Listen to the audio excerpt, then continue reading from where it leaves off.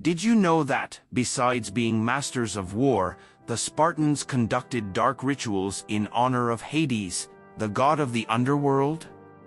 In this video, we'll unveil hidden practices and enigmatic ceremonies that shaped life and death in Sparta, challenging the traditional image of Spartan warriors. Watch until the end to discover secrets that could completely alter your understanding of this legendary society. And before we begin, leave a comment letting us know which secret you think we could uncover. Perhaps the mystery of human sacrifices or the enigmatic rites of passage.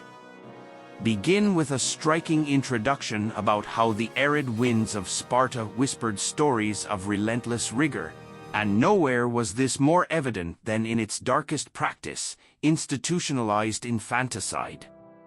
From birth, every Spartan faced a brutal trial, not by a jury, but by the very nature of their physical existence. The elders of the city, holders of the power to decide life and death, examined each newborn. Those who didn't meet the stringent physical standards of health and vigor were deprived of the right to grow under Laconia's sun. This act wasn't merely brutality, but a calculated pillar of their survival strategy, shaping a society that venerated strength above all. This selective process, known as apotelesma, wasn't just a physical test but a reflection of Spartan philosophy permeating all aspects of citizen life. It was believed that only the fittest should survive to defend the polis and, more importantly, to perpetuate Spartan lineages. This practice was fueled by an unwavering belief in eugenics, the idea that genetic engineering could purify and strengthen the population. Sparta, therefore, didn't shy away from shaping its future through methods that, to many, would be considered atrocious. This harsh start to life also laid the groundwork for a society where the collective was valued above the individual. The rigidity in raising young Spartans reflected Sparta's priority to create relentless warriors and unquestionably loyal citizens.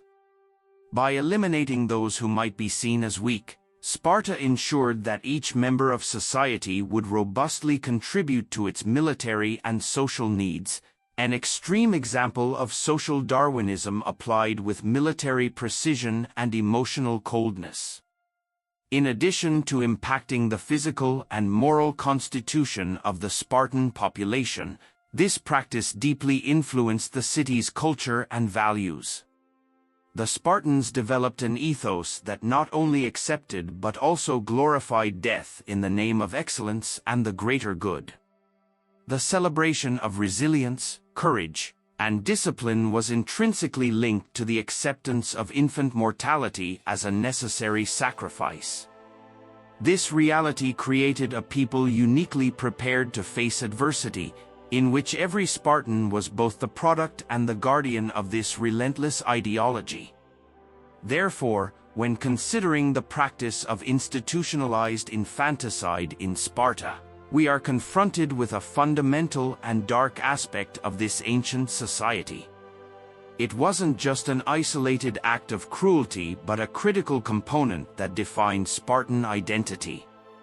Reflecting on this practice leads us to question the limits of ethics and morality, pondering to what extent a society can go to shape the character and destiny of its people. The history of the Spartans, therefore, serves as a dark mirror through which we can examine the extremes of human nature and the shadows that still resonate in our own systems of values and social practices.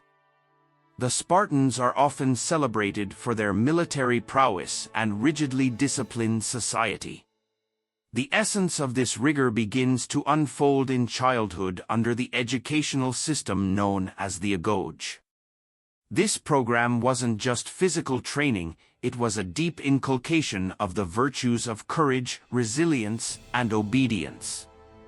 From the age of 7, Spartan boys were taken from their families and thrust into a world where survival relied less on the individual and more on group cohesion. They were taught to read and write, yes, but these skills were peripheral compared to the art of fighting and surviving. At the heart of the Agoj was the belief that suffering and deprivation strengthened the spirit. The youths were subjected to trials that tested not only their physical strength but also their ability to operate within a group, under extreme pressure. They were fed minimally, encouraged to steal to supplement their needs, being punished not for stealing but for failing to do so discreetly. This aspect of training aimed to sharpen their wit and adaptability, essential qualities for a warrior whose survival on the battlefield often depended more on cunning than brute force. In addition to physical demands, the Agoj imposed rigorous lessons in loyalty and discipline. Corporal punishment was common and served as a constant reminder of the need to obey and conform to community expectations. This culture of conformity was crucial for maintaining order in a society that valued military supremacy above all. Every Spartan was expected, regardless of personal will, to sacrifice everything for the city-state. The training was also marked by rituals that promoted solidarity among peers and emotional detachment. One of the most brutal was the Krypteia test, an initiation where young Spartans were sent into the countryside with the task of murdering helots, the serfs of Spartan society, as a form of population control and as a practical exercise in killing. This act aimed to harden the hearts of the young against compassion and prepare them for the cruel reality of war, where hesitation could be fatal. Despite its brutality, the Agoj was the backbone of Sparta, creating not only warriors but citizens deeply rooted in an ethos that placed the city above the individual.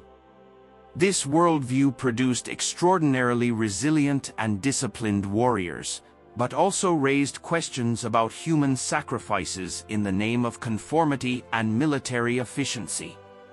The legacy of the Agoj, therefore, offers a fascinating and dark glimpse into the depths of Sparta's commitments to defense and social order, revealing the hidden costs of its glorified military machine. Spartan youths were subjected to one of the most brutal and sinister rituals of ancient Greece, the Krypteia. This rite of passage wasn't just a test of strength or courage, it was a demonstration of brutality and loyalty to the Spartan state.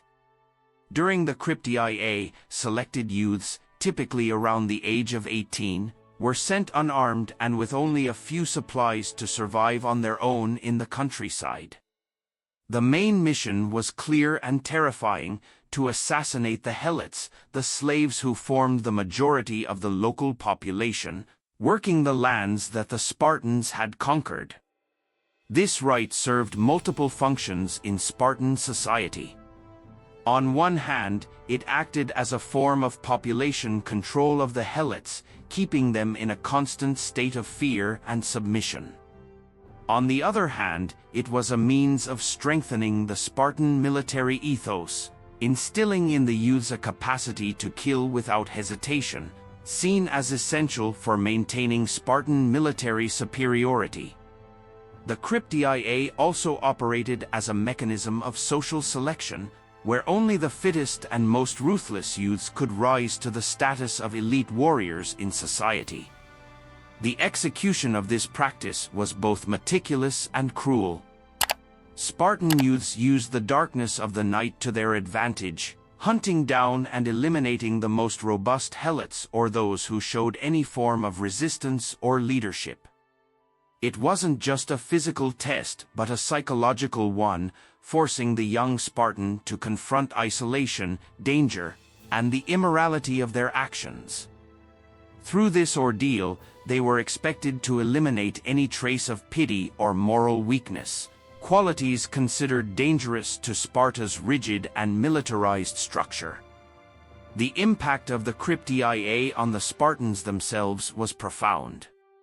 It instilled a desensitization to violence and an unbreakable loyalty to the state, seen as essential qualities for survival in such a relentless and bellicose environment.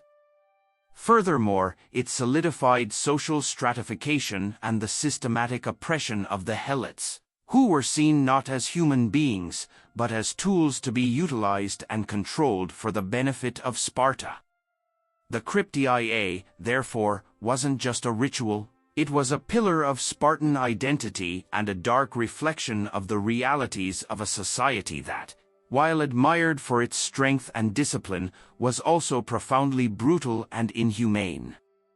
This rite of passage reveals how complex and contradictory the legacy of Sparta remains to this day, being both a subject of fascination and horror as we uncover the darkest secrets of one of history's most enigmatic cultures. The Spartan rituals surrounding the cult of Artemis Orthia offer a window into understanding how brutality and religiosity intertwined in the formation of Spartan youth. In this ritual, Spartan adolescents faced an extreme physical challenge, where they were subjected to lashings in front of an altar dedicated to the goddess Artemis. The purpose was to demonstrate not only physical resilience but also an unwavering commitment to the values of the city-state. This rite of passage was so violent that, on some occasions, it could even result in death, witnessing the high price of loyalty and courage in Sparta. The fascination with Artemis Orthia reveals much about the Spartan ethos. Artemis, a goddess associated with hunting and the wild, was also a figure of power and protection. In Sparta, she symbolized the transition of youths into adulthood, where survival depended as much on combat skills as on the ability to endure pain.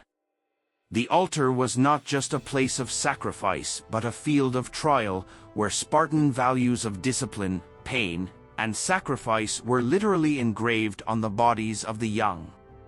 Interestingly, this seemingly barbaric cult aligned with the social and political structure of Sparta. The city-state, known for its rigorous military structure and a society that valued the supremacy of the collective over the individual, saw in these rituals a way to reinforce social cohesion and hierarchy. Submitting to the ritual was a public demonstration of strength and adherence to Spartan laws, something essential for maintaining order and success in battles. Artemis's role in the lives of the Spartans also highlights a complex interaction between gender and power. Although Sparta is often remembered for its focus on male military development, the worship of a powerful goddess reflects the presence of a form of female reverence that permeated even the harshest practices. This suggests a layer of respect and fear for divine female figures, paradoxically in a society where women, although comparatively freer than in other Greek polis, were still subordinate to male ideals of strength and endurance. Finally, these ritualistic practices offer a broader perspective on how the Spartans viewed pain and sacrifice. Far from being senseless torture, these tests were deeply rooted ceremonies in Spartan spirituality and cultural identity. They taught the youths that pain was a path to honor, and that death in service to the polis was the greatest achievement. Thus, the cult of Artemis Orthia was not just about pain, it was about transformation through it, a vivid metaphor for life in Sparta, marked by constant tests of strength, loyalty, and virtue. At the heart of the Peloponnese, Sparta emerged as one of the most formidable city-states of ancient Greece, not only for its military prowess but also for its unique social and political practices. The relationship between Spartans and Messenians, particularly through the Messenian Wars, is a prism through which we can glimpse the complexity of this warrior society. The consequences of these frequent conflicts were profound, irreversibly shaping the social and political fabric of Sparta. The Messenian Wars, initiated in the 8th century BCE, were not merely conflicts over territory, but the foundation upon which Sparta built its need for a servile class, the Helots. The capture and subjugation of the Messenians were crucial, as Sparta, with less fertile land and scarce resources compared to other polis, heavily relied on the forced labor of the Helots to sustain its economy and, especially, its war machine. This dependence generated a vicious cycle of repression and revolt that characterized Spartan dynamics for centuries. The peculiarity of the Spartan system lay in the Lycurgus, the set of laws and practices that governed Spartan life, aiming to maintain order and military superiority. This structure demanded that every Spartan citizen be an elite soldier, which was only possible through the subjugation of the Helots, who performed agricultural and domestic functions, freeing Spartans to dedicate themselves exclusively to military training and political administration. The relationship with the Helots was, therefore, paradoxically, the foundation of Spartan strength and its constant internal threat, given the constant fear of uprisings. The Helot rebellions, especially after the Second and Third Messenian Wars, showcased the fragility of the Spartan system. These revolts not only tested Sparta's internal security but also influenced its foreign policy and military decisions, as seen in the hesitant support for certain campaigns during the Persian Wars. The fear of an internal uprising meant that Sparta had to keep a considerable portion of its forces within its own borders, limiting its influence and action in other regions of Greece. The relationship between Spartans and Helots, shaped by the Messenian Wars, reveals much about the nature of justice, power, and ethics in Sparta. This system, while effective in creating an almost invincible military machine, also sowed the seeds of its own internal tensions that would eventually contribute to its decline. The history of Spartans and Helots makes us question to what extent the stability and security of a society can be maintained, at the cost of human freedom and dignity. In a society known for its relentless military prowess and Spartan ethos, there existed a reality often obscured by the glorification of its warriors, the existence of the Helots. These individuals, originally conquered peoples from the Peloponnese, served as agrarian serfs, forming the backbone of the Spartan economy. Unlike mere slaves, the Helots lived in a state of hereditary servitude, tied to the land they cultivated and the masters they served. The Spartan economy, notably different from other Greek city-states, was intimately linked to the oppression of these serfs. Spartan citizens, the Spartiates, were relieved from conventional occupations to focus exclusively on military training and civic life. Thus, the Helots ensured the agricultural production that sustained the entire society, allowing Sparta to keep its army permanently mobilized. This dependency created a continuous cycle of oppression and fear, where the Helots were often subjected to humiliations and severe punishments to discourage any sign of rebellion. The brutal treatment of the Helots reflected the rigidity and brutality of Spartan society itself. The Spartan state exercised strict control over them, including rituals like the cryptia, where young Spartans were sent at night to kill Helots as part of their military and moral development. This act not only reinforced domination over the Helots but also instilled in young Spartans the notion of superiority and the emotional detachment necessary to maintain the established order. Moreover, the Helots also played crucial roles during Spartan military campaigns. Despite their servile condition, they were often used as logistical support for the Spartan army, transporting supplies and maintaining the necessary functions for Spartans to focus entirely on combat. This irony was not lost. The same class that Sparta subjugated was also indispensable for its military conquests. The existence of the Helots highlights a fundamental contradiction at the heart of Sparta. While the city-state is often remembered for its military efficiency and the dedication of its citizens to war, this image is incomplete without recognizing the brutal system of oppression that allowed such focus. The Helots were not just victims of an authoritarian regime, they were an integral, albeit uncelebrated, part that sustained Spartan military prowess. Thus, in exploring the depths of Sparta's shadows, it is essential to acknowledge these less glorious truths, as they provide a more complete and nuanced understanding of this ancient society. At the heart of Spartan society's rigidity, surprising contrasts emerge in its social and sexual norms, revealing a dual morality that challenges not only contemporary perceptions of Sparta but also the conventions of its own time. In Sparta, life was dominated by a system that valued above all military strength and social cohesion, but within this system, sexuality and intimate relationships were viewed uniquely pragmatically. Spartans were notoriously known for practices that, in many ways, opposed the practices of other Greek city-states. For example, while most Greek societies imposed strict restrictions on female sexual behavior, Sparta allowed its women an unusual level of freedom and authority. Spartan women could own property, interact more freely with men other than their husbands, and actively participated in marriage preparation rituals that included physical trials and competitions. Moreover, marriage in Sparta had unique characteristics that challenged norms.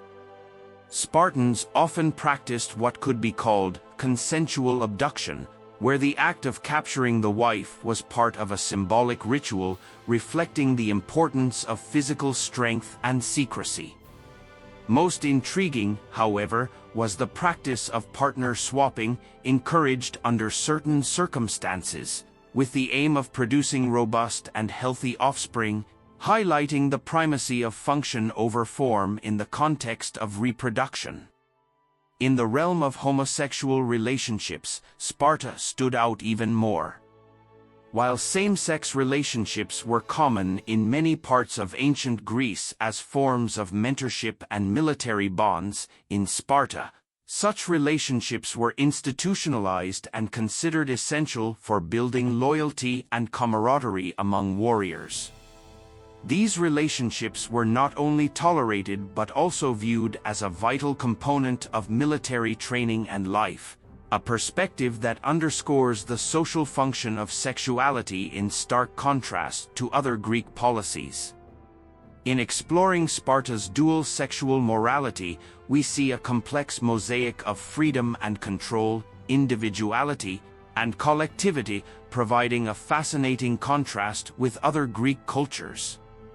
Sparta, with its pragmatic approach to sexuality, reflects a facet of ancient life that challenges many of our modern assumptions about morality and social behavior, showing how the need for survival and military excellence profoundly shaped all aspects of Spartan life. Renowned for their warrior culture, Spartans elevated death in battle to the pinnacle of honor. This ideal was not merely a facet of their military discipline but a pillar that upheld the entire Spartan society. From a young age, Spartans were conditioned to believe that the true purpose of their lives was to serve and protect Sparta, even if it cost them their lives. Bravery was so glorified that a warrior could only have their name engraved on their tomb if they died in combat, or a woman if she died in childbirth, both seen as acts of creating and defending Spartan life. This cult of heroic death was immersed in a deeper ideological framework called the agoge, the Spartan education system that began at the age of 7.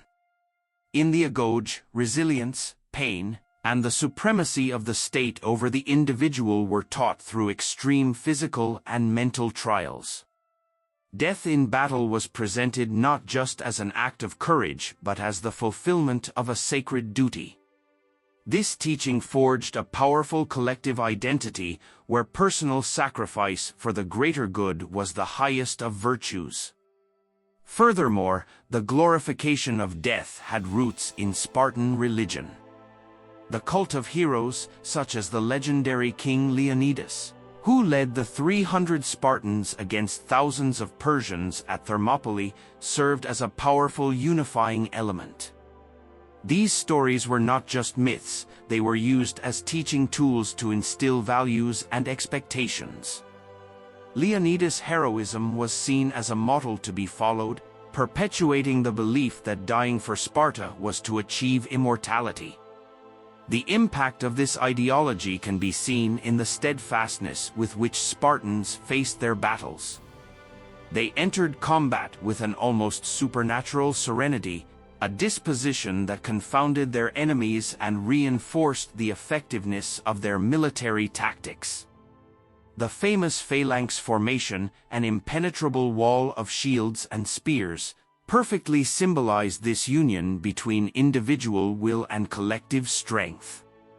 Death in battle, in this context, was the pinnacle of Spartan existence, the moment when the individual truly merged with the ethos of their people. Thus, death as honor in Sparta was not simply an aspect of their military culture. It was a foundation that shaped everything from the education of children to the very political and social structure of the city-state. By venerating death in battle, Spartans created a society where the fear of death was supplanted by the pursuit of eternal glory, a legacy that resonates to this day as an extreme example of dedication and sacrifice.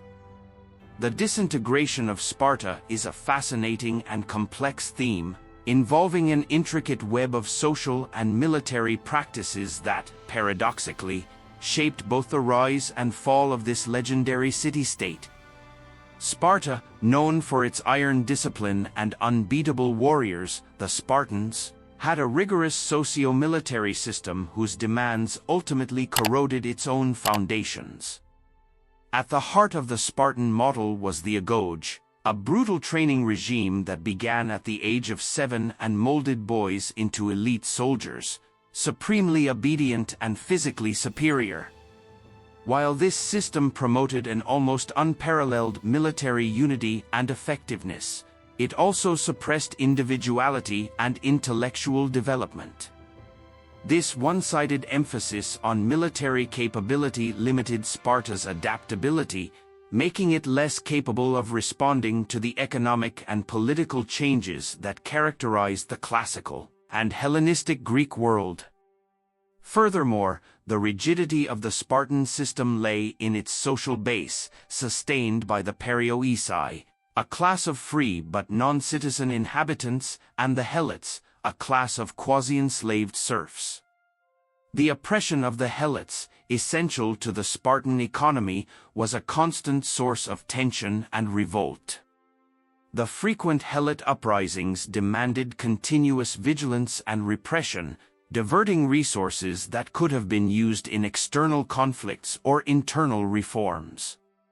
Externally, Sparta faced increasing challenges from rivals such as Athens, Thebes, and later, the Macedonian Empire of Alexander the Great. Sparta's victory in the Peloponnesian War against Athens in 404 BC did not bring lasting security.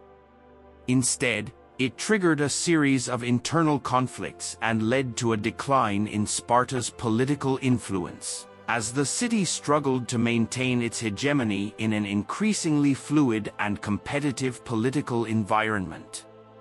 Ultimately, Sparta's inability to evolve beyond its outdated military and social traditions was crucial to its decline.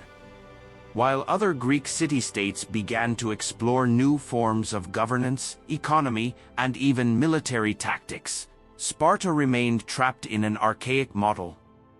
This not only isolated it politically but also left it ill-equipped to face the new challenges of the growing Hellenistic world, culminating in its eventual marginalization and irrelevance on the Greek stage. Sparta is a classic example of how the same structures that can strengthen a society at certain times can also, under new circumstances, lead to its ruin. The role of Hades in Spartan culture is a fascinating window into understanding how this warrior society dealt with the concepts of death and the afterlife. In ancient Sparta, unlike other Greek city-states, death was not seen merely as a dark passage or a tragic end, but as an essential component of honor and warrior valor. Hades, though often feared elsewhere in Greece as the taciturn lord of the underworld, had a peculiar significance in Sparta, where his inevitability and impartiality were respected and even venerated. This peculiar respect can be traced to Spartan practices and rituals where death was a constant companion. From a young age, Spartans were educated under the rigorous code of the Agoge, which emphasized discipline, resilience, and preparation for death in battle as an act of supreme sacrifice and honor. The cult of Hades in Sparta, therefore, was not focused solely on the fear of the unknown afterlife but as a way to recognize and prepare the spirit for the transition from life to death, underscoring the importance of living a life with courage and honor. The Spartan cult of Hades was also reflected in their funeral ceremonies and rites of passage. Unlike other city-states, where lamentations and displays of grief were common, in Sparta, ceremonies were marked by a more subdued tone and a stoic acceptance of death. This reinforced the idea that death was just another aspect of a Spartan's life, something to be faced with dignity and courage, not with fear or despair. The presence of Hades was integrated into everyday Spartan life through various cultural aspects, including art and literature. Representations of Hades and Persephone, the queen of the underworld, could be found in various Spartan objects, from frescoes in public spaces to personal items such as jewelry and weapons. This suggests that the influence of the god was not limited to the religious or ceremonial sphere, but permeated Spartan cultural identity, reflecting a worldview in which life and death were intrinsically linked. Reflecting on the cult of Hades in Sparta, one realizes a deep connection between religion and Spartan ideology. The way Spartans viewed Hades and his realm, the underworld, reveals much about their core values. Death, far from being a taboo or a mere tragic consequence, was a crucial aspect of Spartan ethics, an element that defined the character and behavior of the Spartan from cradle to grave. This approach to death as a valued and essential element offers a unique insight into the resilience and singularity of Spartan culture, highlighting how beliefs about the afterlife shaped life on Earth.